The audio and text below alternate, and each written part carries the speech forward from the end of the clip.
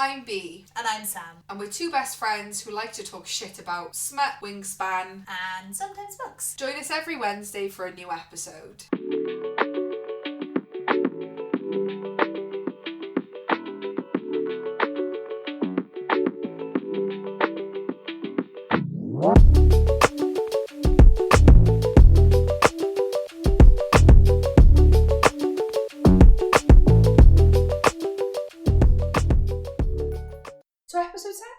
Episode 7. Wow. First of all, we hope we sound a bit better. Yes, with our new Blue Yeti mic. Because Mammy's gone and got us a Blue Yeti mic.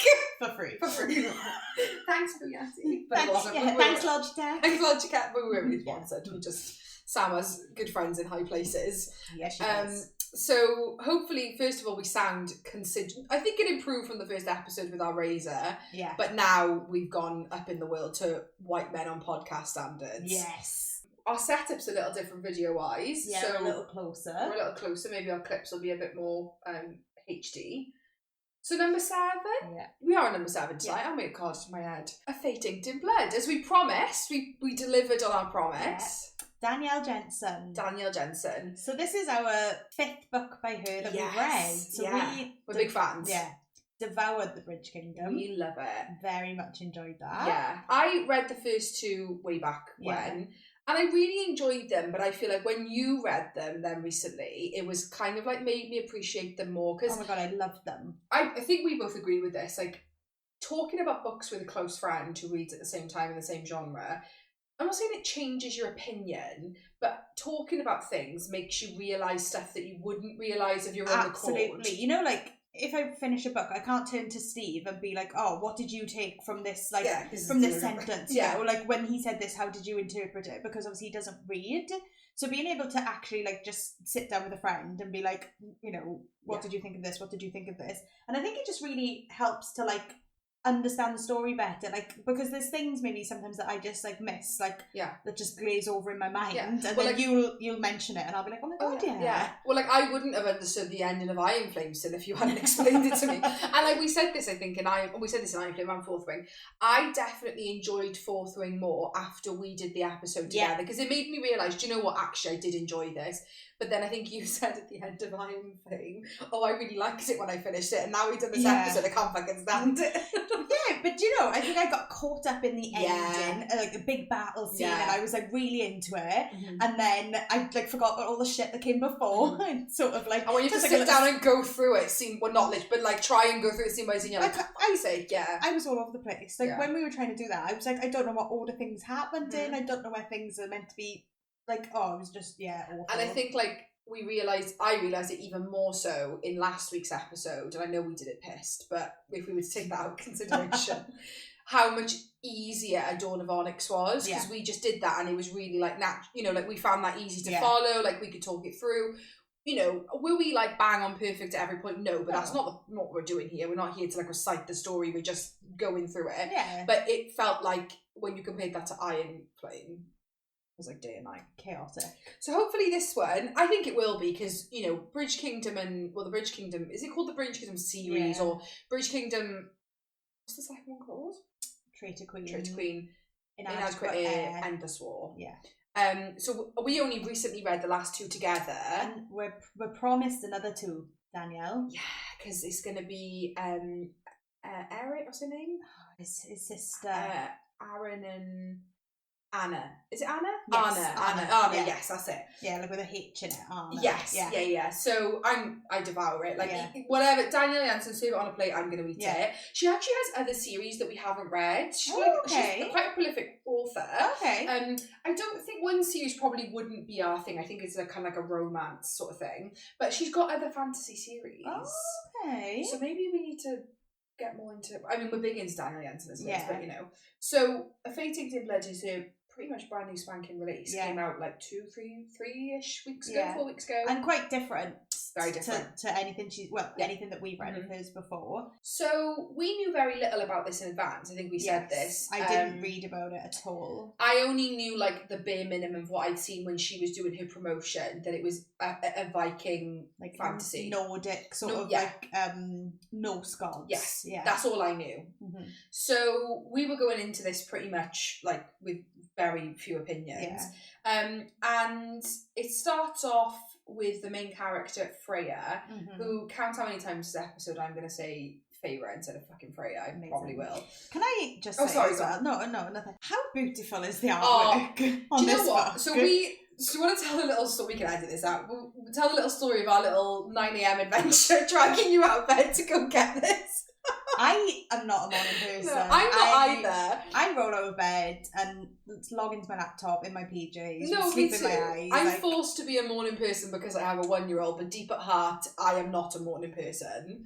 So Bethan said, should we go out and get Fate Inked in Blood? Like, should we go and pick up a hard copy? So I was like, apparently our Waterstones had the sprayed edges version. So Danielle Jensen had posted saying, look, UK people, all the sprayed edges that are going to be available are like out there. And at the time, they were basically only charging the standard hardback price. I don't know whether it was a glitch. I don't know, because lots of people have commented and they saying just like, oh, I got the sprayed edge, but I only paid for the... What are you rubbing it in for? I know, like, thanks. We got up at 9 a.m. to go get that. Didn't get it.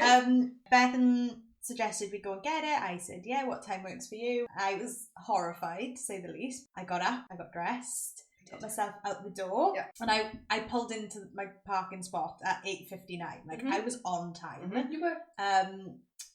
And they didn't bloody have it. No, to be fair, like, that Waterstones trip was real disappointing. It was...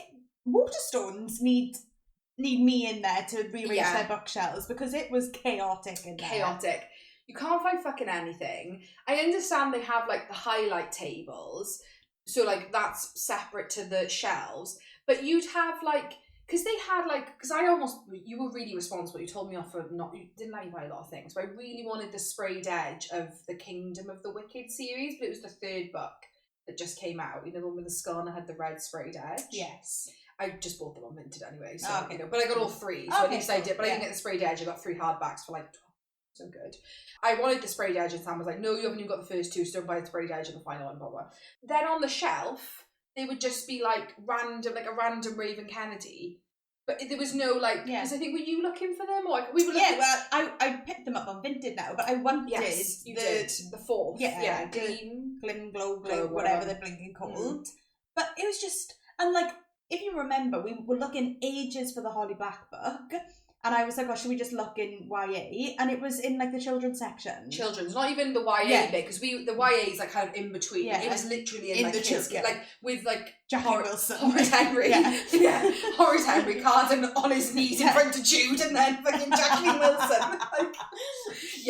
And it's like that a lot. Like, I've said this to you, I've seen Akatar in fucking YA shelves, and I remember in London, Silver Flames. I went to London and it popped into a bookshop on the way home, and they had just one. There wasn't even a fantasy wall. It was just YA fantasy. That was it. No adult fantasy, which really boils my blood. Yeah. And this she was like a teenager, 12, picked up Silver Flames, because like they're bright colours, aren't they? They're really eye attracting. And she was like, "Mum, what about this?" And the mum was like, "Oh, I don't know what it is, love." And I was like, "I'm gonna have to put my 5 pence in here, because she cannot be reading like Lord of Bloodshed." Yeah. Put your hands on the headboard. That is not for you. No. So anyway, we really struggled in Waterstones. It was just a hot mess. Yeah. Real fucking spenny. Very expensive. I didn't mind paying for this because we wanted it. It's a stunning book. Yeah, it is. But we paid out the arse for, what was it? Stolen Air. Stolen Air. And like, in hindsight, we should have just fucking clicked and collected it to the works, and it was like £5, but we live and learn. We're so lazy. Also, sorry, this is going on a tangent. We went for breakfast afterwards. I thought it was a lovely morning. I know you had to get out of bed, but it was a lovely little trip. I really enjoyed myself. We went for breakfast afterwards, and you were looking on the Waterstones website, because my total was real fucking expensive. It was like £45. I know I bought my husband a book, but that was still only like a tenner. Yeah. My total was so much, and I was like, but they couldn't have charged me wrong, because they're scanning books. And they had different prices in the store from the website. So was it this that was on offer? This and Stolen Air. We're both on offer on Waterstone's website, and we paid full price in store. But there's no difference, like, because you can click and collect it and go pick it up and pay cheap. So why? Why? If it's on, I just think that's real cheeky to do that. Anyway, stunning book. We went and got it hardback because we love Danielle Jensen, so why not? So we start with Freya, who is the main character on the front of the book. Yes.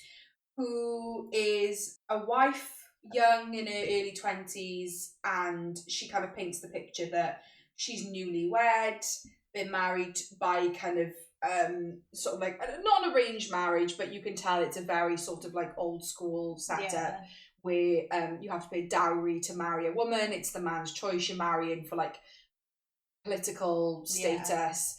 And she effectively was married off to this guy called Raggy. I was just dropping the V in the end and calling him Raggy because I couldn't. Raggy's weird, isn't it? Yeah. Because obviously I said to you I've struggled to get into this book, and it's because I very much hear myself in my head when I'm reading. Yeah. So when I can't say half the fucking words, it's hard. It makes my brain sort of stumble through it. So in the beginning, I was very much stumbling because I just couldn't pronounce the words. I'm not big into Norse mythology. I don't know it. I could read Odin, I could read Thor because I watched the Avengers. Yeah, because I watched the Avengers. But some of the words in this book, the mountain thing, was it Fjaltinder? Oh yeah, Fjaltinder. Yeah. It's hard. Yeah, that's why I struggled with this book. It was nothing to do with the plot. Yeah, and it was everything to do with my pronunciation. So Raggy is her husband. They're relatively recently married, but you learn really quickly that she is not into this guy at all. And she explains that in this world, it's very much, I think she's kept, I don't know Norse mythology that well, but from what I could gather, she's kind of followed traditional mythology quite closely. Yes. And that basically an average person can be gifted powers of the gods. They could call it getting a drop of the god's blood. Yeah. When the parents of that child get it on, bang. Consummate, thank you, Sam. That's the good dictionary word. Not bang. Yeah. That a god is present. Honestly, I did not fucking understand that part. I didn't. When she finds out about her heritage and her mum's explaining about the goddess knocking on the door, I did not fucking understand. So when she first says a god is present, I just interpreted that as they're up in the sky having a little peep. I sort of interpreted it, you're somebody's in the room. Well, like a voyeurism, I'm just gonna sit in the corner and you just carry on. It's almost yeah. Because some people are kind of whatever floats your boat. Some people are into that. I kind of like you, but I thought it more was they're just looking down watching. But yeah, they're here, but they're just. So I just took it metaphorically that they're just not laying in between. Oh no, there's a threesome. Yeah. We learn much later on. It's not spoiler because you wouldn't be listening to this when I read the book, but it's a threesome.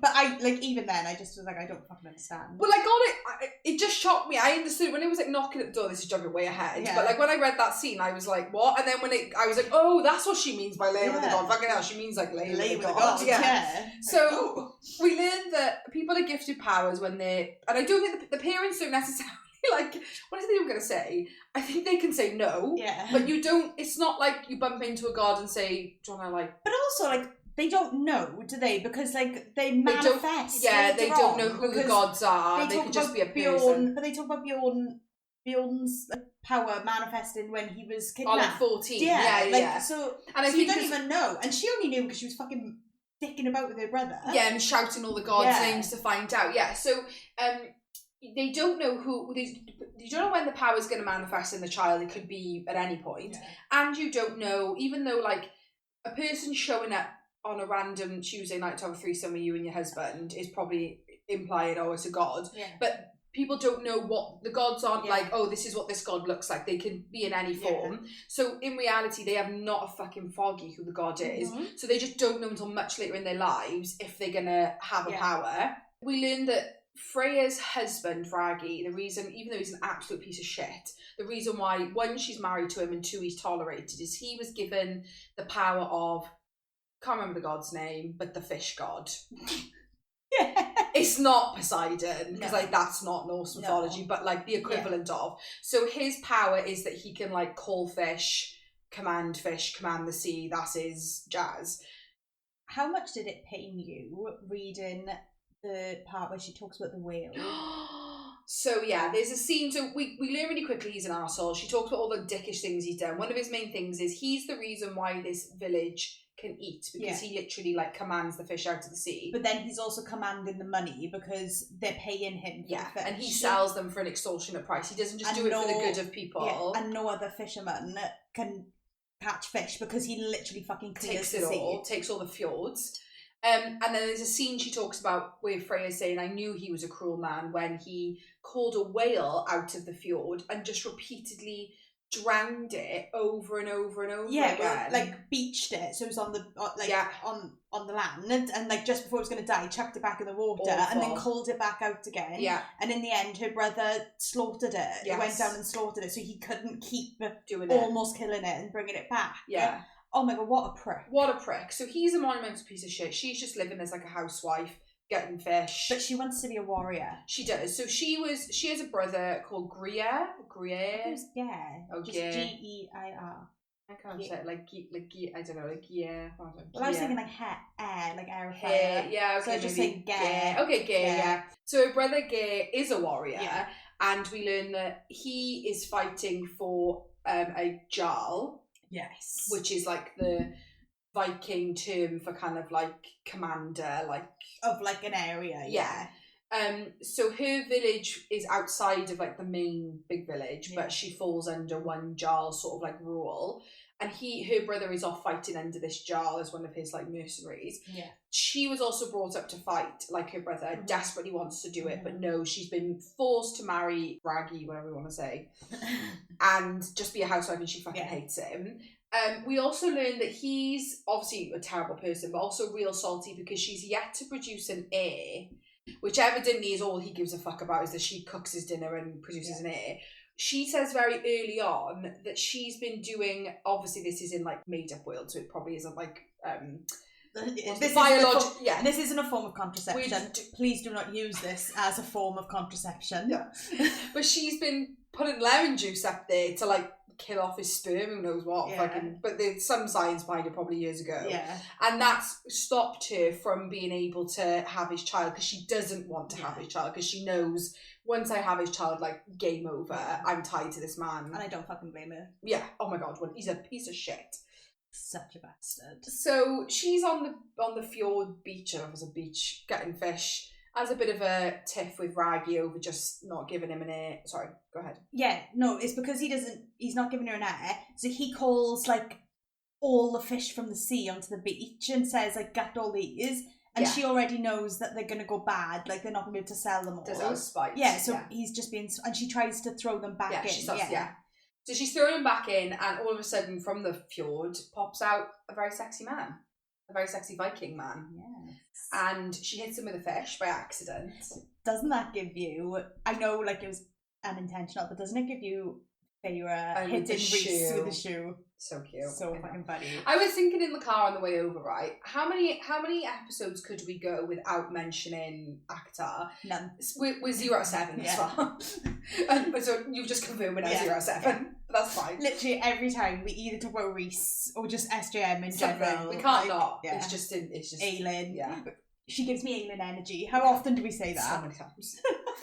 So I agree. I literally, that's exactly what I thought when I read this is adorable. It's just like recently with the shoe. She chucks the fish in his head, evidently learns quite quickly that he's very charming. She thinks he's hot as fuck. Yes. Tattooed big old Viking, shaved head. Like hot. Yeah. He's very charming. He obviously thinks she's hot as well, flirting a lot. And he offers to go and kill her husband. Yeah. So he obviously knows who she is. Because does he overhear the conversation?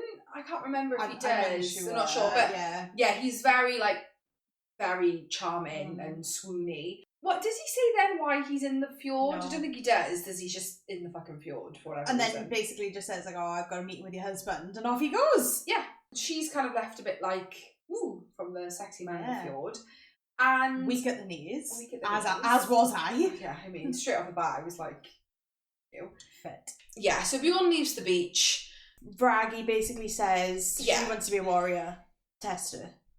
So, you know, he's given off all the green flags. When Raggy leaves, he kind of says something along the lines of, like, I'm sick of your shit. I'm off. And kind of implies, like, he's off to go do something bad, like meddling. At some point then, she ends up with Giles Snorri, who's, like, the Jarl of her area, and some cheese. Gouda. Gia is like one of his mercenaries, we kind of said. And they end up with this confrontation in the woods, and basically, like you said, Raggy says, she wants to be a warrior. Why didn't you test her? Test her. Snorri says, I will. And I'll tell you what, fucking fighter, my son. And guess who it is? Hottie from the beach! I thought you were going to sing ABBA. Like, boo, la, boo. Oh, no, we're going to get it. It sounds like band now for like uncopyrighted music. Sorry, Bjorn. Sorry, Bjorn and Betty. So, it turns out, plot twist, Giles Snorri's heir is Bjorn. Yes. And Bjorn is a child of the gods, like we kind of said. And his power is... Tears? Tears. Who, he can summon a big old flaming axe. And Freya's like, oh, fuck. Like, I'm up shit creek without paddle here. He doesn't want to do it. Bjorn's like, no, come on. Like, I don't want to do it. A lot of, like, the reasons people do things in this book is because you're seen as a coward otherwise, and it's worse to be seen as a coward than to die, basically. Yeah, so a lot of emphasis is on, like, when you go to Valhalla, which is like their equivalent of heaven or whatever the other world, you should do it as like a warrior with honour. So backing down from a fight is like not good. And also, there's a lot of emphasis on the Norns, which are kind of like not the gods, but kind of like the fates. Yeah. And a lot of emphasis on, like, well, it's what the Norns wove for me, and people truly believe that things are happening because that's what they're destined to do. However, we learn quite early on that children of the gods, or whatever the term is, are not fated, as in the Norns. Unfated. So as in the Norns cannot predetermine a path for them, and they are the only exemptions to this. They are the only ones, so they make their own path effectively. So effectively Bjorn sort of kind of cornered into fighting her, starts fighting her, she picks up a sword, she's like, I'll fight you. Is it at this point that they say to free herself from Raggy? Is that why? Or she says okay, I will fight him. If I win, my marriage is over and can be a warrior. Is that what she said? Yeah. Another, sorry, just sprang to mind. Another absolutely wonderful quote that Bjorn says, because he's a real charmer, like a real charmer, which we love. I love a like charming, cocky man. He says at one point, maybe it's there, I think it's there, or was it on the beach? But she says something like about the lemon juice, doesn't she? So she says, like, I want out my marriage, and Snorri says, do you agree to this? And he said, yeah, she hasn't given me an heir, so she's no good anyway. And she says, through no fault of my own, I've been using lemon juice. And Bjorn says, you couldn't taste. How did you not know? You taste it. And he says, well, you're obviously not like servicing your woman well enough if you're not. And then her brain's like, what does he mean? Because obviously no one's ever gone down on her. Yeah, she's obviously just been having a bang convenience. Well, she says that, doesn't she? Like, she like, I'm sure she refers to it as like he's just like bent her over. Yeah, it's never passionate. She just wants to. I think that's what she was expecting. So on her wedding night, she was like, oh, it's going to be like hot and heavy, and it does not that at all. No. But obviously, Bjorn is promising a lot of promises. A lot of hot and heavy. A lot of promises. He would have found that lemon juice. Yeah, he'd have sniffed that right out. Oh.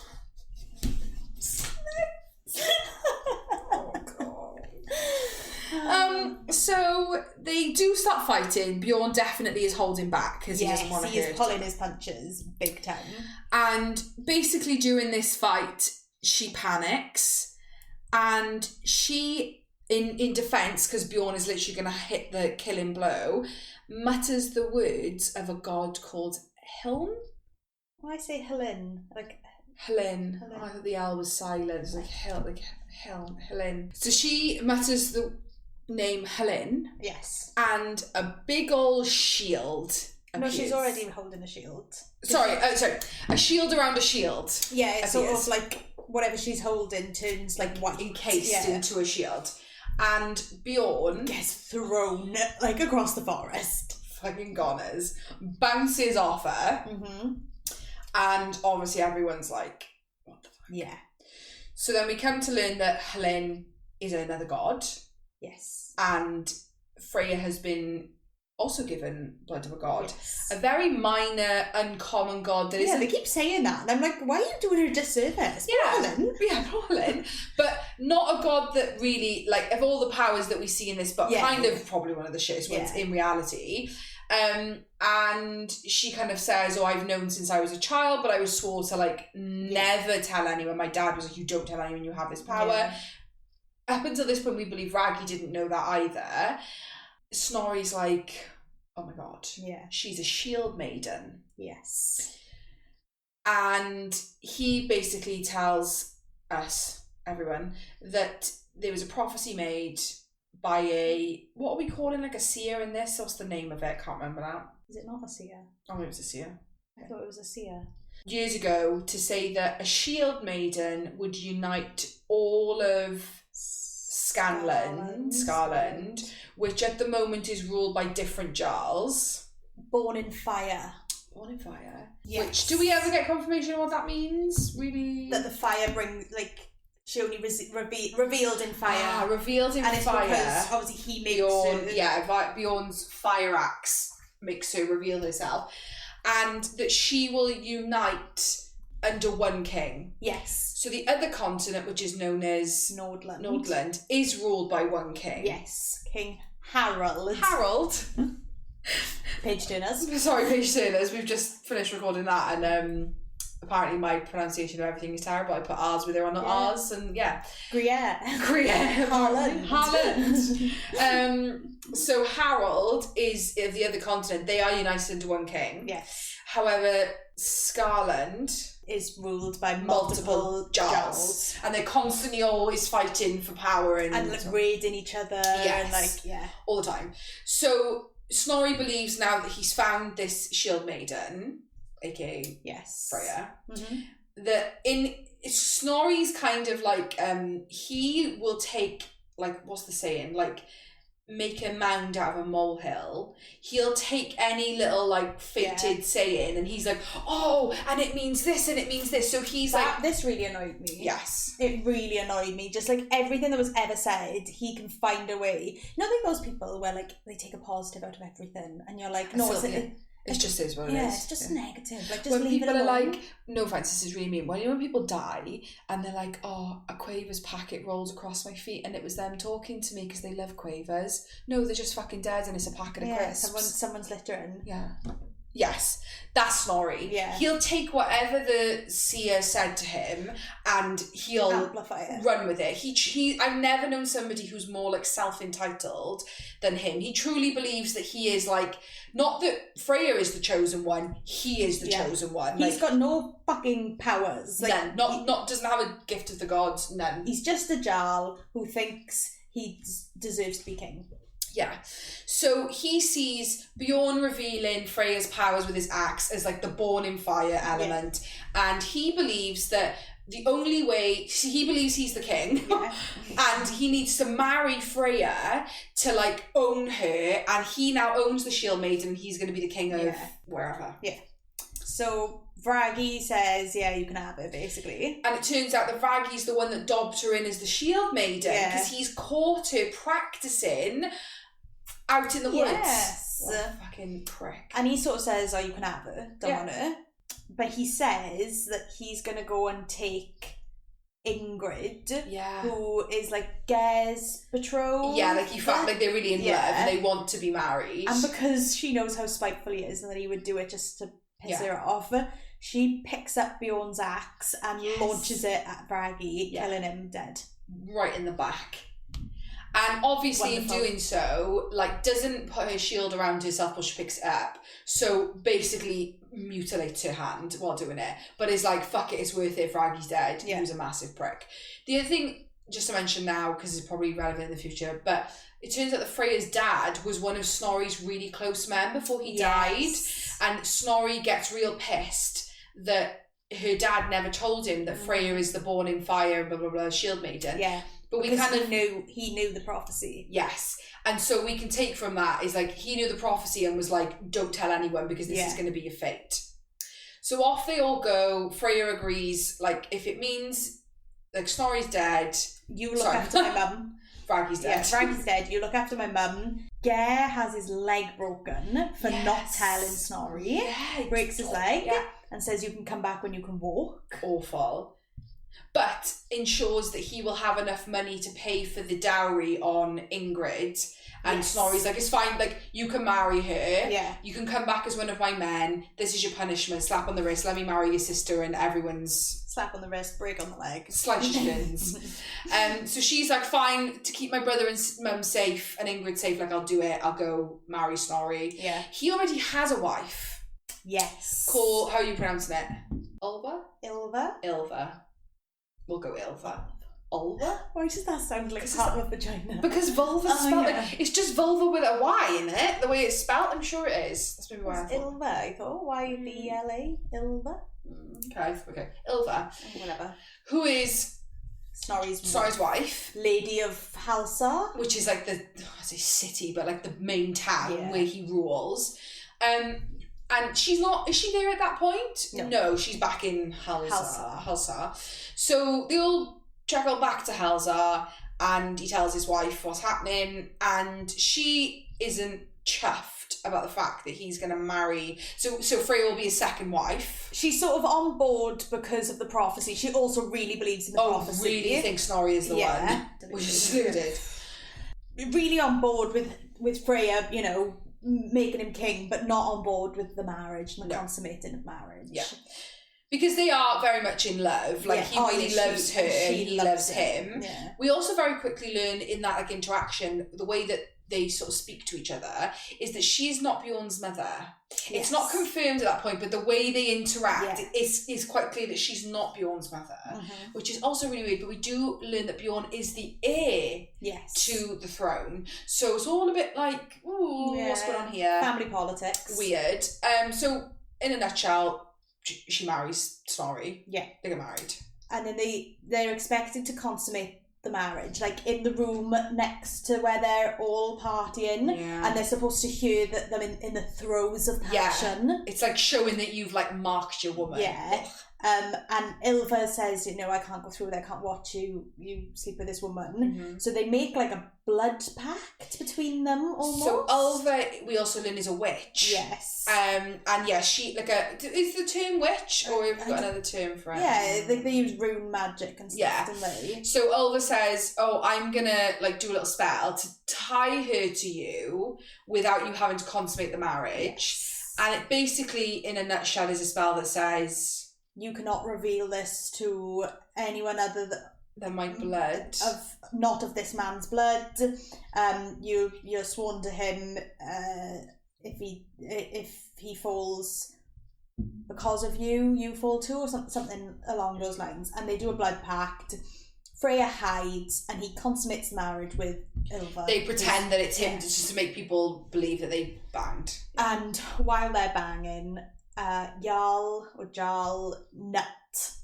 Nut, yes. So stupid. I just couldn't get turns up to raid, but what they think is to raid, it's to try and steal Freya. You know, word's already out there. Yeah, that he's got this prophecy of this shield maiden is like well known, and I think they're all probably been looking for her, and they all want Freya basically because they believe that they're going to be big old king if they get Freya.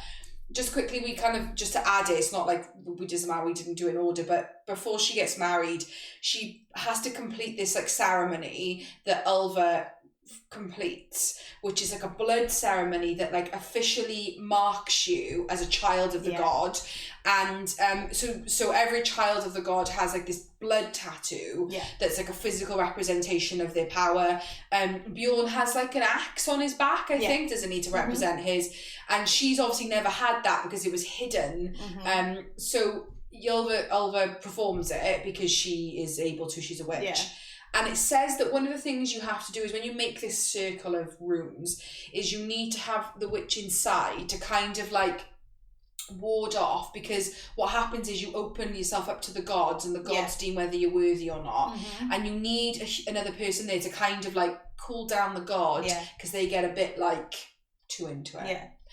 And they do that, and Ulva, being a bit of a fucking bitch that she is, she's such a bitch, steps out of the fucking ring. So Freya's in there on her own and literally says that it feels like her sternum is being split open. And Bjorn can see this. He can see her almost being like pulled apart. Like either way, by two. Yes. Not by one. Yes. By two figures, should we say. But then nobody else is having like a reaction, and Freya's like, I'm literally being split in half. Why is nobody screaming? And only Bjorn is. And eventually Bjorn breaks the circle. Goes in, gets her. And when she sort of comes to, none of that had happened. It was all kind of like a manifestation. And she gets two palm, sorry, not the tops of her hand, blood tattoos. Her good palm gets the shield of Helen, and then her burned palm gets something that we can't make out because her hand is so scarred and damaged from grabbing Bjorn's axe. And I think Ylva just sort of says, "Oh, it was like a bit of karma, basically, for doing that. They've marked you as karma. And that's how we're sort of sold." So, sorry, going back to where we were. So, Nut is raiding, and they realise, they're coming for Freya. They say to Freya, you ain't fighting. Don't care if we promise you're going to be a warrior. You're not doing it now. Get inside the hall where we're all having a party. Lock the doors with women and children and Ulva, and all the men are going to go out and fight, and it'll be over before you know it. She's like, fuck that. No way, Jose, am I sitting in here with the women and children, and why I hear people die. And a lot of Freya's kind of moral compass is like, she doesn't want people to die for her sake, and that's how she sees it. All these people are getting slaughtered because of me, because of her. So she like goes through a hatch in the ceiling. She climbs the rafters, and climbs out onto the roof. And bumps into Bjorn. She goes off fighting. She falls into a pig pen, doesn't she? And then he finds her and he's like, what the fuck are you doing? And she's like, I'm trying to fight. And she's like, oh, I fucking stink now. Lying in a pig pen. So he finds her and is like, right, come on then. And she says, Draka, which are their big boats, are expensive. If we set a couple on fire, they're going to be more concerned with putting out the fires than fighting us, because they're going to lose a lot of money. So they sneak into the water and swim round the back and use his axe to light them. But she can't stop at one. The agreement was they were going to do one each, and she starts jumping from boat to boat, and they see her. Catch her doing it, And then they're like, it's her, it's the shield maiden. So they all rush down to the water. She falls into the water. And they hide in the water. I think Bjorn does fight the men that were attacking, I think, somehow. But then, they retreat then, basically. They run away. And they Nuts men run up and put down their arms and say, fine, like, we're done, it is what it is. And Bjorn drags her to the shore, and they have a bit of a moment. Yeah, it's a bit steamy. So one of the things she describes is that he is physically very hot. As in, because he's like of Terra's fire, that he's very physically steamy. Hot to touch. And so they were kind of lying on the beach and having a bit of a moment. And then she's like, I can't be found like this. I'm your daddy's wife. Well, not your dad. You're not that kind of daddy. Your dad's wife. Your father's wife. Yes. So they brush it off, and then Nut retreats. Snorri says she saved us. It's already showing how the prophecy's coming true, because she's saved Halsar. We should go to Faltinder. Is that how we're going to pronounce it? Oh, I don't know. Which is like a sacred mountain, and they go there at a certain point, like when it's full moon or something. Something like that, to pay respect to the gods. So he says we're all going. Because Freya has to pay respect to the gods. She says that like this Faltinder celebration thing happens quite frequently. It's common for like adults to go do it. Her parents, she's never been allowed. Because it's kind of implied that it's a bit hot and heavy. Like, rituals and that kind of thing. Spicy. So they need to make their way to Faltinder, and the way to go, Snorri's like, we're just going to get ambushed. People know we're going to make it, because the other thing about Faltinder is when you're inside the realm, there's no weapons, you can't do harm to other people. Yeah. I think is that also applicable to like Bjorn's axe? Yes. So that you're not allowed to like harm anybody within the realm of the gods. So the idea is we'll get there, we'll be safe once we're in there, because it doesn't matter if all the other Jarls are there, they can't harm us. However, getting there, people are going to know we're going. So they set off, and the first time they make camp, pretty much, they're attacked. Yes, yeah. So Snorri says that she should go a different route. Which is kind of like this staircase through the mountain. Yeah, I guess it's inside the mountain.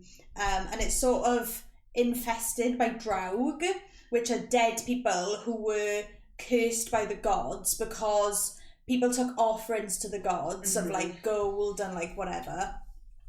And people tried to steal it and went down through the mountain. So the gods damned them. Yeah. So they were all like skeleton dead things. And just made to live there and like protect the land. Also, it's all the people that have done that throughout time, but also mainly one Jarl in his army that particularly went and did it. Yeah. So they're kind of like also like a Jarl going on in there. Yeah. You know. But it's known as like anyone that goes in doesn't come out. You're not getting through there, you know, and Bjorn's like, there's no fucking way we're doing it. Other thing to add is Ulva and Snorri also basically say to Bjorn, you're now her personal bodyguard. Yeah. Your life's responsibility is keeping her alive now. And he's like, no fucking way. And she thinks it's because he doesn't want to be like tied down to her, like, you know, but I think he has other reasoning for it. Yeah. He's like, I don't want to be around it. But basically where Freya goes now, Bjorn goes, because it's the only person that Snorri believes can protect her. Yeah. So off they go to take this other path. And the Draug can't be killed by mortal weapons. Another reason send Bjorn is they need to be killed by a weapon of the child of the gods. So basically his axe. Yes. So they send Freya and Bjorn and Scanland. Steinen. Steinen is another child of the gods whose power, honestly, probably one of the wankiest in all of this. So fucking shit. We just had this conversation with Liv and Amy, didn't we, about like what power we would want, because there's quite a few. We don't see all of them, but a lot are mentioned. This is such a shite power, is that so basically you can tell this bird a story and she can envisage it.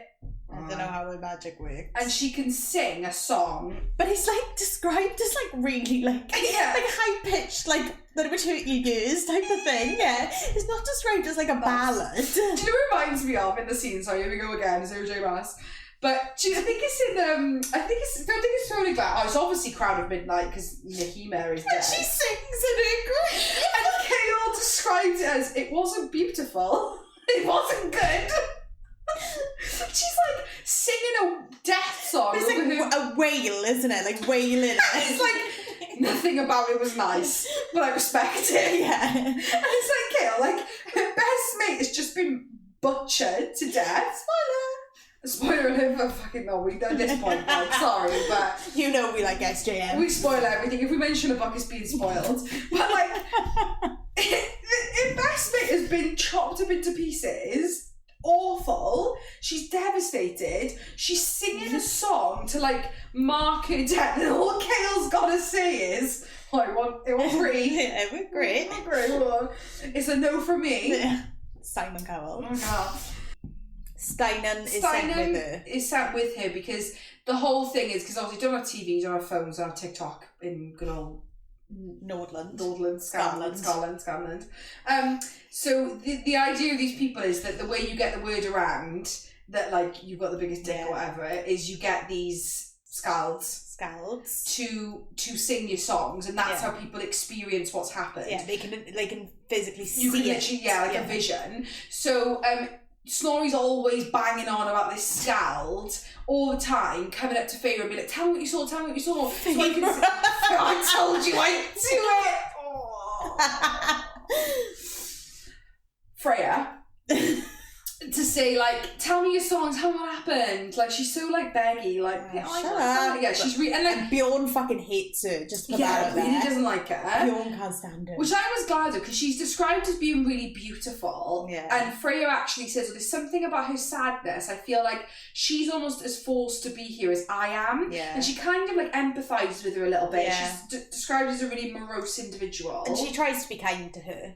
Yeah, she does. Like, whereas Bjorn's like, fuck off. And he's really rude. and Freya's like, oh, come on, give her, you know. So she's made to go with them, along with one, like, kind of sentry, isn't it? To bring the horses back once they go through the tunnels. Yeah. They get to the door and basically everyone's, like, pissing their pants, too scared. And Bjorn's like, right. Piss off, you two. Steiner. What's her name? Steiner. Piss off, Steiner. Piss off, Viking guy. I think this is a hot mess. This is a hot mess. This is worse than the drunk one we did last week. It is. So he's like, piss off. We'll tell you what happened after the fact. Just me and Freya are gonna go in. We're the only cool kids here. Yeah. We're the only ones who can fight it, basically. Yeah, so they go in, and for quite a while it's pretty fine. They're just walking in the darkness. And then they come across a point where, and obviously there's a lot of, like, hot and heavy kind of, gentle touch scenes, like, let me look at your tattoo on your back, and he tenses up because she's real close to him, and the tension's really sizzling between the two of them. At one point then they walk past some treasure, she kicks it, I don't know, something like that. Oh, yeah, and, like, summons all the Draug, and basically that's because you've touched the treasure, and that's what they're there to protect. Summons the Draug, and they get absolutely fucking ambushed by, like, skeleton men. Manage to fight them off because fucking Bjorn challenges the Jarl. Yeah, so he basically... there's a few instances where they fight, but the big fight at the end is right towards them getting out the other end. No. The first fight, where he challenges the Jarl and says, like, if I win, all your men back down. And they're so, like, committed that they will listen. I thought that's the first one, because the last one, because the first one is when it chokes her and she nearly dies and Bjorn saves her, and then they fight them again further on. Oh, there must be 3 fights then, because that's not the last fight. What's the last fight? The last fight is when she damns them all to hell. Oh, does she?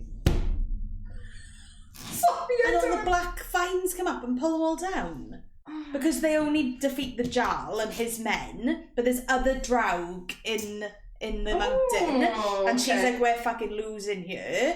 And she says, like, oh, come on, gods, like, if you're there with me now, damn them all to hell. And she just thinks that the gods are on her side. So at the end, that's not the first time we see her do that. Sorry. Did you read the book? Yeah, I did. I just remember that. Yeah, and vines come up and pull them all down, and Bjorn sort of says, like, oh, well, you've got the gods on your side. Yes. And they make it out, basically. Yeah. The long and the short of it is they're out. Which, obviously, they were always going to make it out. So they get out, and they come across, there's a term for this other person now that's kind of like a priest, but it's not a priest, but there's a word, I can't remember what it is. There's a lot of words in this. I wouldn't say it's heavy world building, but I think... there's a lot going on, though, isn't it? A lot of... I haven't got an issue with her, because I understand she's using the words because she wants it to be authentic. Yeah. Like, you know, if we were reading a book about, like, Welsh mythology, I get that you want to... And if it was all, like, American-isms, we'd be like, that's not... Yeah. Exactly. But I think maybe... I don't know how I could... I can give this criticism without being like... Ugh. But, like, there's a lot of other words for things. Yeah. And I think, you know, in that instance, like, we're literally talking about this priest that's there for, like, 2 seconds. Yeah. Did it really need to be... a new word for a priest? No. I can't remember what the word is. It's a word. But basically they come out and they find a priest who is there to serve... what do we call it in the land of the gods again? Faltinder. He's like, what the fuck? You've just come out the other end. How are you not dead? Nobody survives. And they're like... oh, we did, and if you want to go, like, pinch all the treasure, it's there for you and unguarded now because we've got rid of all the Draki guys. So they go to make their way up to the gates to get into Faltinder, and there's a camp of people. Well, it's a Jarl, isn't it? Yeah, it's one of the Jarls. We don't know at this point which one, but they basically realise if we walk that path, there's no way they're going to let us into Faltinder through the gates because they know once we're in they can't touch us. to get in, you've got to kind of like get on your knees and swear your loyalty to all the gods. It's not a quick process. It's not like an in and out. It's going to take a while. And Bjorn's like, we're going to get absolutely wrecked if we just walk up because everybody knows who you are. I've got an idea. These priests have got hoods. Got a name for them? Gothy, thank you. Yes, Gothy, yeah. Let's go pinch some Gothy robes and pretend that we're Gothy because they wear these big hoods. Yeah. They go off, they pinch some Gothy robes, and they walk up to the gates of Faltinder pretending to be priests. Yeah. They get to the gates, and she does reveal her face to the Gothy at the door. But, so to get through the gates, you have to swear allegiance to every god. And there's loads of them. And there's fucking tons. Loads, in quick process. So this Gothy, whatever, starts naming them, and they're like, yes. Mm-hmm. The Jarls camp behind them, realise who she is, and start to approach. Mm-hmm. So she's like, faster, yes. Mm-hmm. She gets through, but Bjorn says, like, don't worry about me, I'll stay. He kind of like pushes her through, doesn't he? Yeah, because when she's through, she's protected. And she's on the other side watching, and Bjorn's like trying to fight them all on his own. Yeah, it's like a whole army, basically. And Snorri turns up? Yeah, eventually, but he's kind of like, but she pushes her hand through the gate and puts it like around Bjorn's leg, or she kind of like touches him, and she invokes the power of Helen, like around Bjorn. So I think that's the first time we ever see it. No, because she does it in the mountain. Oh, she does it with the shields. Because she's able to pick up the axe. Yes. She calls to Helen and picks up the axe, and it doesn't burn her. Yes. But this is the first time we've ever seen her kind of do it like on a person. Mm-hmm. So she protects Bjorn, he's alright. Eventually then, like Snorri's army catches up with them, they come the other way and they get rid of this Jarl, and, you know, they're through and they're in Faltinder. So they get into Faltinder and it's a bit freaky. Yeah.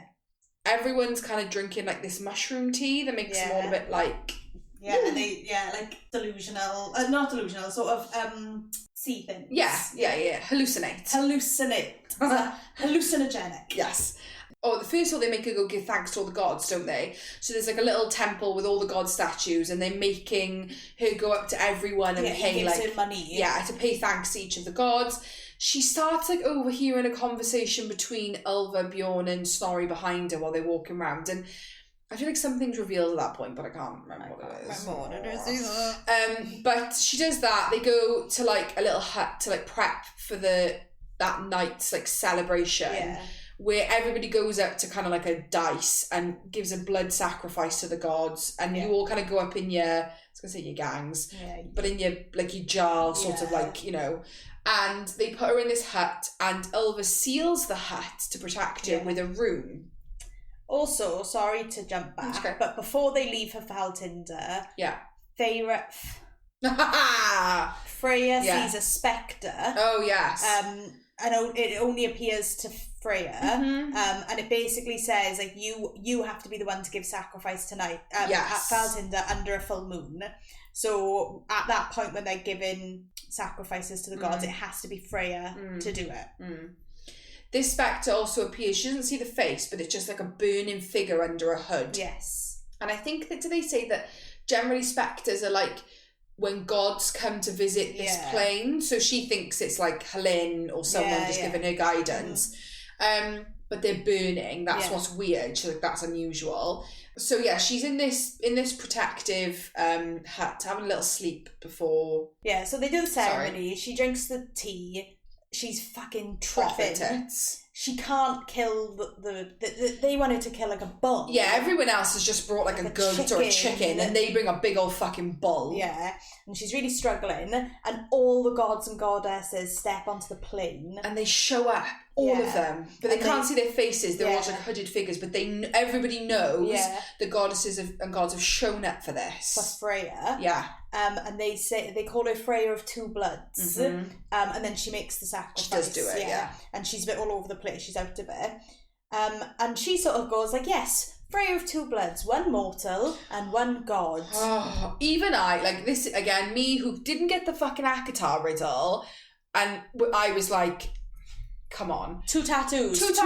Ooh, one's a bit ominous.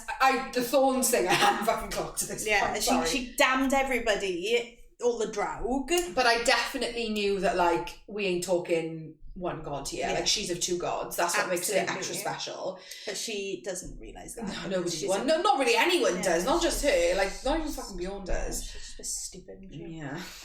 So they do that, and then everyone's like, right, bedtime, you know, like, go sleep. Everybody else goes out to, like, revel in the woods, and it's obviously implied that it's a bit of a horn fest. Yes. A bit of a calamai for everyone.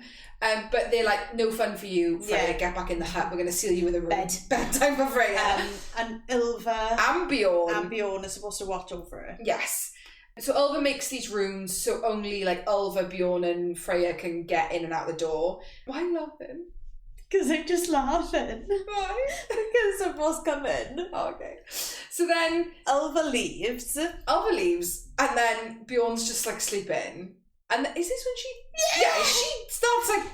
Freya starts pleasuring herself to the image of Bjorn. Which, honestly, get it, girl. And is about to, like... Climb that mountain. I was going to say climb. Okay. That's okay. I was just going to say climb that mountain. Yeah.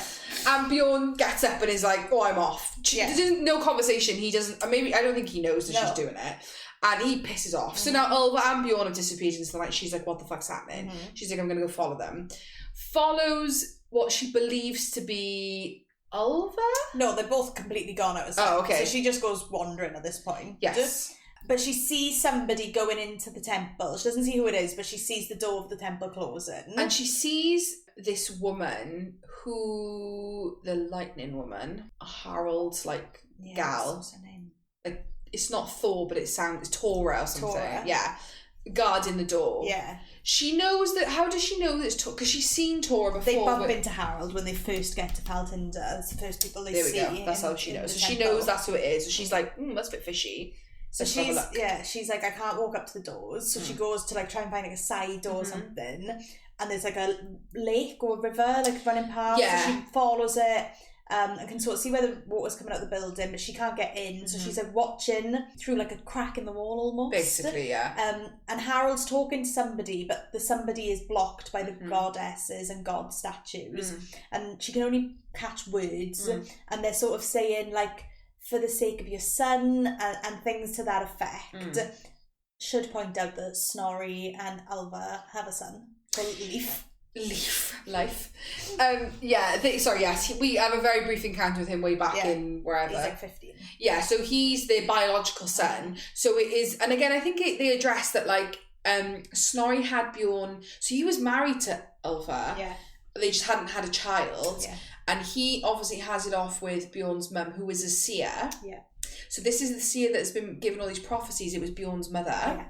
And she dies by being burnt by, allegedly, Harold when he came to raid. Yes. And he, like, tried to actually assault her. I think there's, like, implication to that as well. And Bjorn's always like, I just want to kill Harold because he killed my mother. And that's just kind of like why Harold's the big bad. And Bjorn, I don't know if we've said this, Bjorn was stolen away as a very young child. Fucking hell, here we go. Yeah. This ain't even a complicated one, and we're iron-flaming this hard. Bjorn was stolen away as a child by Harold to, like, keep him as almost prisoner so that Snorri would never attack. He manifested his powers of Tyr while being there. But Snorri never tried to save him until he caught wind that he manifested powers. He was much older. Yeah. Then like 15. Yeah, like 16, yeah. All of a sudden wants to go get his son back. Shocker. At which point, when they found out that Snorri had an older son who would technically be heir, but was a bastard, wasn't Ulva's child. But Bjorn says, once they knew that I was a child of Tyr, there was no denying me the throne.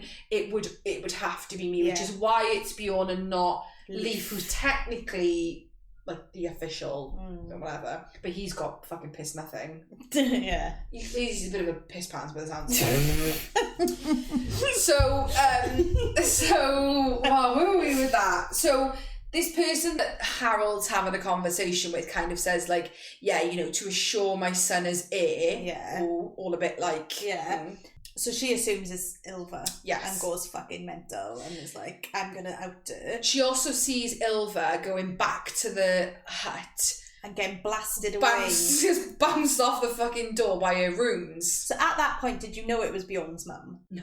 That was my first thought. Absolutely not. No way. No way. But she's saying about, like, my son.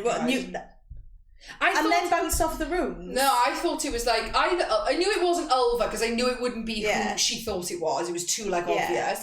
I thought I didn't know who it was, but I didn't think it was fucking her. No, I thought she was dead and buried.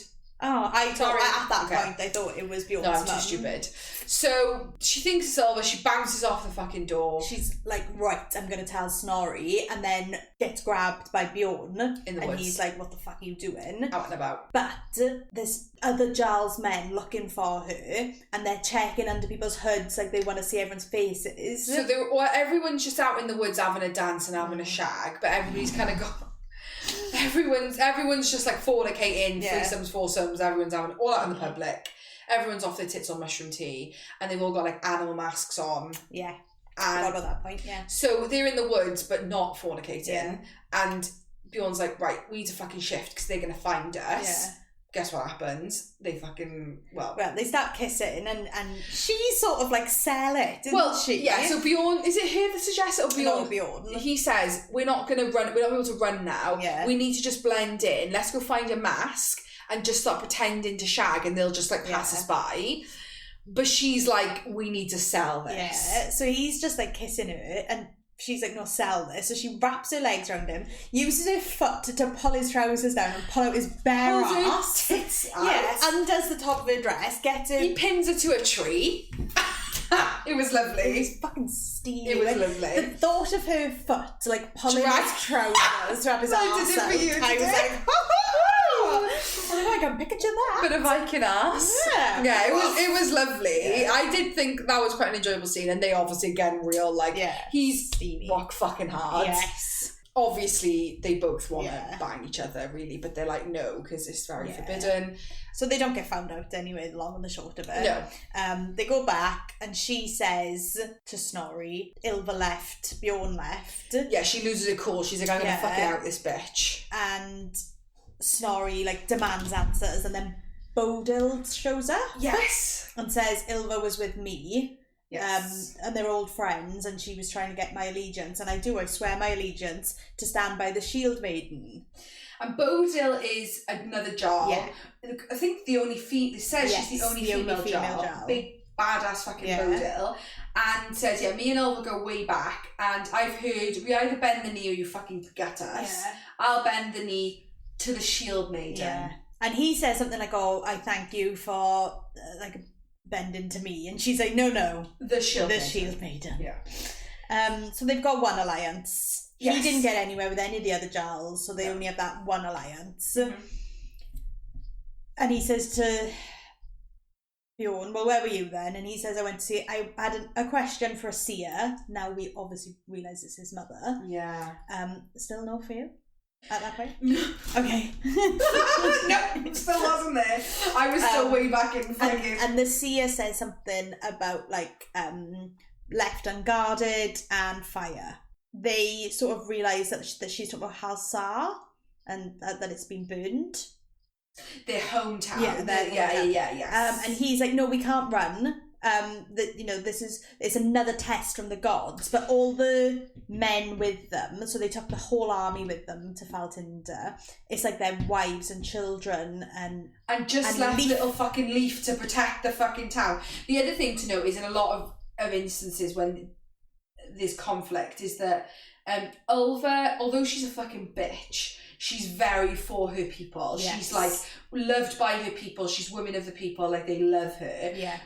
Snorri don't give a fuck about people. No. He just wants to be king. So in this we see a big conflict because Ylva's like, oh my god, first of all my son and it's our people, we need to fucking hike back and go save them. And Snorri's like, we're pressing on, fuck them. Just send word for them to get here. Tough tits basically. But Freya loses her cool because she's so sick of people innocents dying. She's fed up with it. She's like, nah. Does a little inspiring speech, which she does. Snorri really doesn't like her talking out of turn, but is like, let's fucking go back to Halsar, and they do. Yeah. On the way back, they meet up with Steinan. The Skald. fucking singer. Red lace booth fucking Steinen. And she's like, oh, remember that? Yeah, tell me a story. And they head back to Halsar. Just before they get there, they realise the whole fucking city's burned. It's gone. Ilva's screaming about her son, and then they come out of the forest, and they'd had warning, and they'd all hidden in the forest. Some, but not everyone. Anyone who could fight, fought, and are dead. One of them being somebody we didn't mention, but kind of irrelevant. Liv, who is the healer way back right at the beginning. Yeah. When Freya arrives, needs her hand, and she heals her hand. Is kind of like a bit of a friend. And very close friends with Bjorn. I was really worried that like she was going to be like her and Bjorn have a thing. No! Yeah, and I hate jealousy. I don't know if it's just me, I really don't like it. But she isn't, because she gets fucking fried. So she's dead. She's dead. Yeah. So then everyone's like grumbling because Halsar's gone. It was Nut coming back to finish the job. And they're sort of like, we're going to rebuild here. And Snorri says, no, we're going to go and take Nut's place, which is like Griddle. And it's known for being like really fucking bougie, really well protected. Really hard to get into, high walls, stone walls, all of that. And they're not living in like tents, whereas kind of everything else is described as a hut. Yeah. We're talking like not a palace, but like a proper castle. A proper castle. We're gonna go fucking take it. Yeah. These are tough tits to my town. It's gone. Yeah. We're not building again. Let's hike everybody across the land to go fucking nut. Yeah. So they do. Yeah. Bodil's like, all right, I'll come with you. Fine, let's go kill him. Bjorn's really not for it, because he's like, this is fucking stupid. We're gonna die. It's never fallen. Never. And on the trek over there, Bodil starts training Freya, because she says you can't be trained by Bjorn because he's a man. You need to be trained by a woman who understands a woman's body. Yeah, because Bjorn's a big fucking muscly Viking. Yeah, so of course you're not. Yeah, so he's going to train you like you've got muscle and you haven't. Also, Freya starts to have a really quite lovely like relationship with Bodil. Yeah, it's really, really sweet. Really sweet. She obviously is giving, but Bjorn's real weary of Bodil. Yes, he don't trust her. Yeah, because her like gift is of the gods that she can tell if somebody's lying or not. Yes, and she says to Freya in one of the conversations is like, to be honest, I never don't feel it, because someone's always deceiving someone, but you learn to sort of know where the truth is. Yeah, whether it's a deceit in what the words are or in the tone, or whether they mean, basically. And also during this whole thing there's lots of instances where Freya and Bjorn are getting a bit like hot and heavy on multiple occasions. At one point there's a scene where he's like rubbing cream on her hand in front of Bodil on this like real steamy, and then afterwards Bodil says something like, you need to be basically like, I know what the deal is here, I'm not dobbing you in because but you need to be careful, sorry, I'll fucking have you if he finds out. So they get to Nut Mansion. Griddle? Oh, fuck knows at this point. Yeah. Grindle, something like that. And they are ready for war. They go to fight. Yeah. They're like trying to like ram the front door. They cut down a tree to ram the door, and so Freya puts a shield up around all the men so they can go and ram the front door, and none of the sort of men fighting on top are gonna. And they start pouring boiling water. What a fucking cruel punishment! Awful. Off the edge, but obviously they're all saved because she's got a big old shield. And then she fucking falls over. She trips and falls. Bodil like spins to grab her, and one of the other things is somebody in Nut's like army is a child of Thor, like Tora, and is wielding fucking lightning everywhere. Up until this point, she's bouncing off her shield. Yeah. Freya trips and falls. Bodil drops her shield to spin and catch her, but in doing so, Freya's shield has gone, and Bodil is fucking nailed by lightning in the back. Killed. Dead. Freya sees red. Loses her fucking head. Calls to Helen, so she's shielded. And then, like, bounces the lightning back off her shield to the lightning wielder, and at the same time blows the front doors of this fortress out. Yeah. And then goes on a fucking killing spree. And she describes it as, like, she thinks that she's just killing people who are attacking her. Yes. She thinks that, like, it kind of reminds me, in Always Sunny, when they think they're doing a really cool dance, but in reality they're like, look awful. It's kind of like that. Yeah. So she thinks that she obviously she is killing people, but she thinks that she's like badass warrior, slicing all the men, and I've won. gets to Nut, who's like hiding fucking somewhere. Yeah. Kind of, it's like an alley confrontation, isn't it? And she's just like walks on it like, I'm gonna go fucking have him. And Bjorn's like, you need to be fucking careful because this is a trap. Yeah. Chops in saying, I'm gonna fucking kill you all. And that's like, go on then. And Bjorn whips his axe, kills Nut. Dead. And she's like, you took my vengeance from me. He killed Bodil, so that was going to be like my vengeance. And he said, look at all the archers at your back. This was a trap. I've just been killing everybody at your back while you were getting here because you were too blind to see. Yeah. She was in something like bloodlust almost. Yes. And he says that like, you weren't being, well, sorry, she was killing people. I'm not trying to damn her, she's being a badass thing, but like, you would have died if it weren't for me. You would just been a fucking netter and chopping people. Yeah. They win Nut Mansion, whatever it's fucking called, and then that night they kind of have a bit of a feast or whatever. Yeah. And Snorri's like, let's go fucking hear the Skald. Talk about the... Can't think of her name. Steinen. Yeah. Talk about your success at Faltinder. She starts to listen and passes out. So it's the first time Freya's ever like tried to experience it, because Bjorn said before, I think she freaks out of it and doesn't want to like reliving the cave bit. So she's like, Bodil's like, no, I think you need to like hear it out, just try and listen. Bjorn, I think, Bodil's dead. Bjorn. Bjorn's like, I want you to see it, and it's basically so she can see how bad she was, because like she's fucking mental. And she sees like a minute and she's like, I'm fucking out. I killed like innocents. She decides that she needs to see her mother.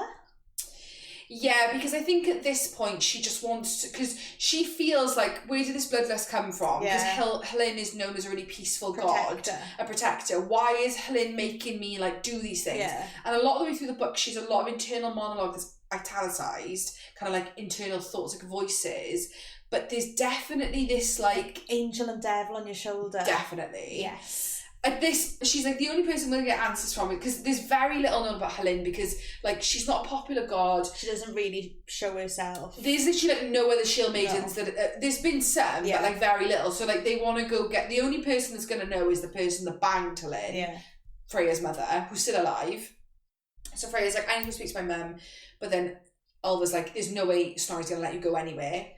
Ulva like spins a tale of like how she needs to show respect to the gods and that she'll be gone for a day. But Ulva's like, I agree, I think you should, I'll let you sneak you out, take Bjorn, I'll lie, say you're going to go like get high in your room talking to the gods. Yeah. It'll take you 24 hours to get there and back, do it quick and I'll lie for you. So they go. So off she goes, and what we find out when she gets there is that her mum is horrible. Yeah, so she tells her the story. So we get there, and one of Snorri's men is like, because she lives on a farm, her mum, is like tending the farm, and actually is not like threatening her mum, is kind of like a cute little thing, helping her mum. Her mum's fine, and basically her mum tells her of the night of her conception. Yeah. Two different goddesses turn up. So up until this point, I think we mentioned this earlier on, that like, when we were told that a god is there in presence, we just thought it was like... I was like, no. But no, they're like, they bang, there's a threesome. So, Gia is born sickly. Very sickly, and Freya's mum basically says to the gods, I will do anything to save my son. Knock on the door, a hot, dark-haired woman shows up. They don't really know at the time it's a god, but after they kind of like start to talk and the negotiation is, I'll save your son if you bang me, which is basically the gist of the conversation. Yeah. They realise like, oh, it's a god in like a human form come to, they don't know what god. She says it's the best night of her life. Yeah. And they wake up, and Gia is like dead. Yeah. And they say, I'm going to take him away, but he'll live. So then another god shows up, knocks on the door. No, because the other god brings him back and says, I'll give your child back, yes. but I want this child to like be born in my essence, sort of thing. Yeah. Weird. I don't really fully understand that. One god showed up, took Ger, banged and took Ger. A different god brought Ger back. Yeah. And said, I will give this child my power. The second god was like blonde and, you know, not evil looking. Freya's mum's like, alright. And then when she just got the power of Helen, she was like, okay, fine, it's Helen. Like, cool. That was who it was. Obviously, then it's like, right, okay, here we go. 2 gods again involved. And then, like, she's like, do your duty to Snorri. Like, go and be a wife to Snorri. Yeah, I can see the lust between you and Bjorn. Pack that in and go, like, a real fucking bitch. So, like, she's like, I could understand her with Raggy, but now that you're with Snorri, like, why are you doing this? Like, why are you being a kept woman? Yeah. You need to shut your trap and just do it. Why are you being a problem, basically? I was like, ma'am. All she's done is put other people in front of her. Yeah. And, like, at every turn. The mother literally admits, I literally picked your fucking brother over you. Like, the whole way, all I wanted was for your brother to live. And that's effectively what Bjorn says to her. Like, you need to just fucking sack it in. Yeah. And they leave, basically. They're going to go back to not Halsar now, Griddle or whatever it is. That mansion. When they're going, they see Harlan's men, or is it a different Jarl? Different Jarl. No, it's Harlan. It's Harlan, so it's... Harold. Oh, God, I don't know. So they see Harold's men's ship. But it's people that Bjorn knows because obviously he lived there. Skade. And she's like one of his men. Yeah. Big woman. Yeah. And he says that she has a power of a god, one we haven't come across, don't know what god, but basically has a special arrow that, like, never misses, and it always hits the target, and that's it. It doesn't need to be on course, it'll hit.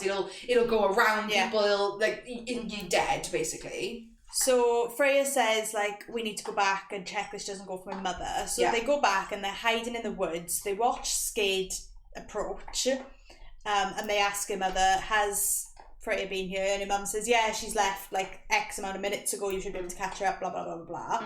So Skade says, thanks for the information. Then she turns around and says, any mother who would give her daughter up like that doesn't deserve to live. Bang, kills her. Yeah, fucking good as well. And they killed Snorri's man that was he was fucking dead as well.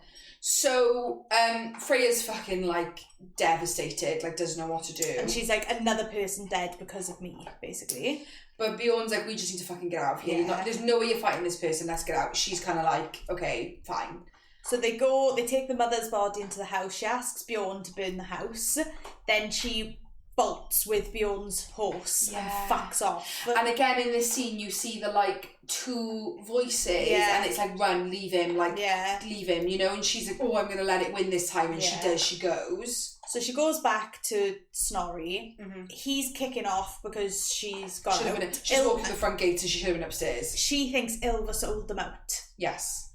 Harold. Yes. So she goes in and she tries to kill Ylva as soon as she arrives. Snorri's like, what's the meaning of this? And then she says, I saw Harold talking to somebody saying about their son. It was obviously Ylva. Ylva did rune magic on a tree and left where we were going, and Ylva was the only one who knew I was going to see my mother. Yes. And Harold turned up, so it must be Ylva. Yeah. So he sort of says, well, she'll have a trial, like, if you want to assume it, like... But Ylva's, like, begging him, like, you know that I'm not a traitor, you're my husband. Yeah. And he's like, well, we're having a trial. Also, like, kicks off with Bjorn, because he's like, why the fuck did you go? And, like, why did she come back without you? So they're like, hashing it out, like, trying to sort things out, and Harold turns up at the gates. And basically says, like, if she comes willingly, like, I won't kill anybody, blah blah blah. Bjorn tells her that his mum had 2 prophecies, and the other prophecy was only said to him, and it was like that, yes, the shield maiden will, like, unite the land, but she'll have all the dead bodies at her feet. So she's up on, like, a tower type of thing on the front of the castle. Yeah, talking to Harold's men, And Snorri says to make a shield wall. The lightning wielder is hitting her, but it's bouncing back and hitting all the townspeople who are trapped outside the wall. Yeah. And she realises then, like, this prophecy is coming true. These are my people. They're Scarlanders, and they're dying outside this wall. I'm gonna go. Yeah. And she jumps down because she sort of thinks, well, fuck it at this point. Like, whatever. If I go down in battle, then Snorri can't hold that against him. Yeah. Bjorn jumps down after her. Yeah. They sort of, like, look like they're being hit by lightning, but she's shielding them, and then they drop into the water and go over a waterfall. And she thinks, well, everyone's going to assume we're dead. Yeah. And when they go over the waterfall, she's like, we're going to die. But she is able to, like, put the shield of Helene around them, and they kind of bounce along the river and like end up on a riverbed, and Bjorn's like, right, let's leg it, everyone's gonna think we're dead, let's get out of here and just make a runner. Yes. And she sort of accepts that, like they'll get as far away as possible to a different land. He takes her to the cabin, the burnt out cabin where him and his mum were, and that like further on from that there's like a cave that's got like a hot spring in it. So they go there, they get freaky in the hot spring. Yeah, and at this point he's been saying a lot of the time like, where you go I go, I'll follow to the gates of Valhalla. He says he loves her, like it's, and like at this point they're like, she's all or nothing, they're fucking, and they like, bang. A lot of green flags, like I just love it. And he keeps saying all the time like, your family was shit to you, like nobody's ever looked out for you, why don't you do what you want to do? There's all this fucking prophecy about the shield maiden, blah blah blah, but it's about you, it's not about Snorri, like you need to start thinking about yourself. A lot of green flags, and they bang, and it's lovely. Oh, fantastic. Lovely. She wakes up the next morning after the bang, decides to like go out of the cave, I think it's because she needs a toilet,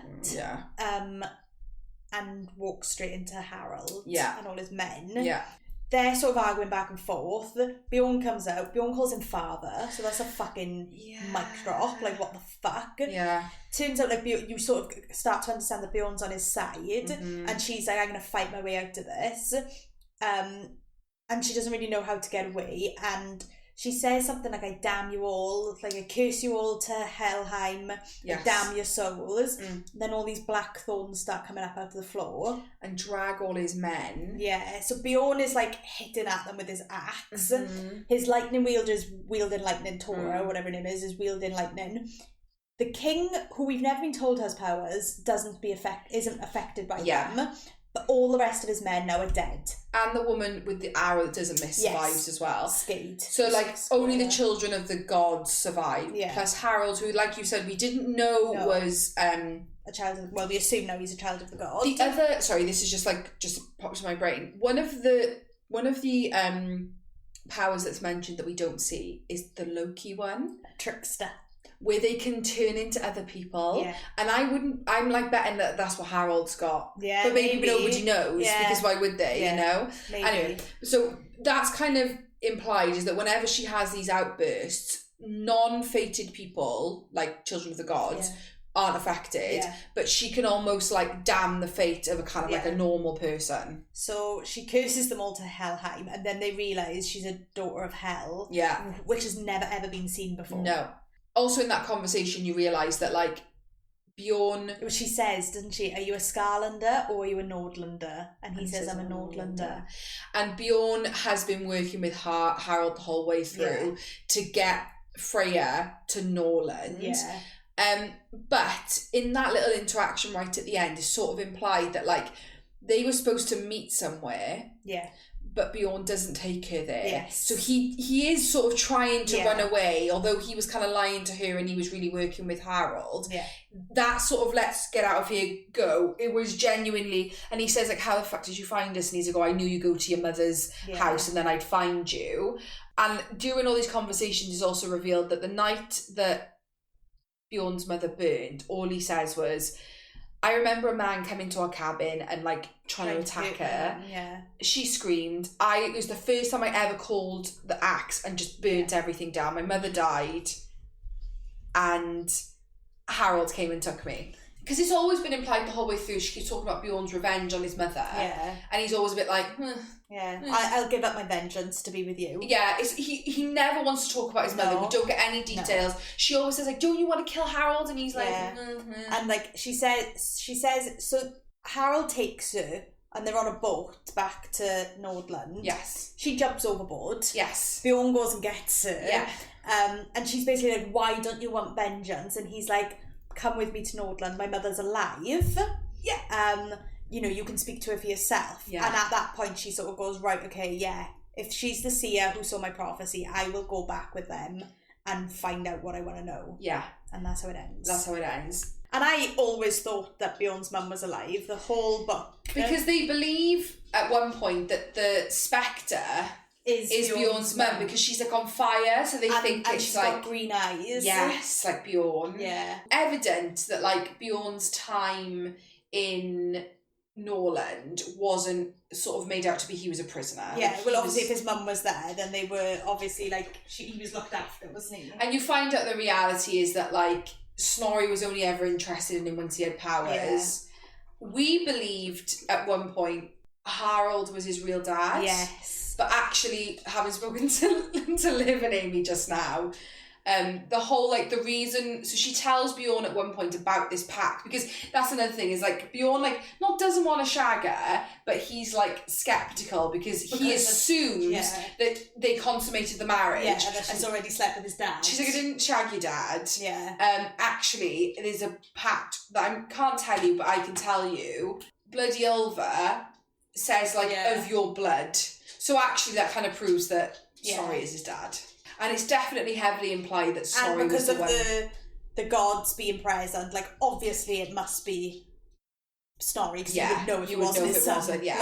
But also, it's really heavily implied that Snorri, that night, it was Snorri coming to attack Bjorn's mum, not the other way around. And kind of, like, Harold comes in and saves the day. Yeah. And a lot of what Harold says, he says in the kind of confrontation is like, I would never force Freya to do anything, like, blah, blah, blah. We said this though in our other little chat, but that, like, it's a bit almost like he's trying too hard to be the good guy. It was a bit like, I don't know. He could still be the bad guy, but just a different bad guy. Yeah, maybe, potentially. So, I really enjoyed this. I enjoyed it. What did you rate it? A 4. I think I'm at like a 3.5. Yeah. 4. I'm excited for the next book because I think when we have them together, then it'll change for me. Yeah, I think we again as like, a standalone. Yeah, I think it was really enjoyable. Danielle Jensen's an immaculate writer. Like, she's such a good writer. There's no point where I got bored. It's paced so well. It's so thoroughly thought out. But was it like a you know, really, really got me like the Bridge Kingdom did. Maybe not. However, with the Bridge Kingdom, we had 2 books straight away, you know? So I do wonder, like, once we have the second one of this, will we feel a bit better? I do understand we come with a 3.5. The only reason I gave it a 4 is it's just so well written that I just think, like, phenomenally written. Next week, it's a bit TBC, innit? Yeah. You'll find out when we sit down to record what we're going to record. Because Promise and Peridot comes out, well, I think it's the 11th, but Kate Golden put up on something today. There's tomorrow. Oh, well, we shall see then. So if it is tomorrow, you might actually get Promise and Peridot next. Yeah, potentially. So we might have time to read it before, well, because Sam's away. Sam has a life. We might actually have time to read it before we record next week. Yeah. But if not, if it is the 11th, it's definitely not enough time. So we're thinking we just have a bit of a chit chat, like just a bit of a random episode. Maybe it's we did talk about it, but our like Book X episode, because we did a little segment a few weeks ago that we've yet to release on the pod, purely because I think it was at the end of our Iron Flame and we were like looking at like 2 hours of talking. Yeah, where we talked about like men growling. Oh, yes. But you released a clip on TikTok and people have loved it. Yeah, people have. That's why we thought like, and we've still got it. We're not saying that we might still release that as like a bonus episode. We're not saying it's never come in. Or I could like tag it on to next week. Who knows? But maybe we'll just see next week. We're just going to see like how the week plays out. But if not, Promise and Peridot will definitely be the next one after that. We are going to do it. Mm-hmm. Lovely. So that was A Fit, Inked in Blood. Yes. By Danielle Jensen. Yeah. Thanks for listening. Follow us on Instagram and TikTok at A Pod of Smut and Wingspan. See you next week. Bye.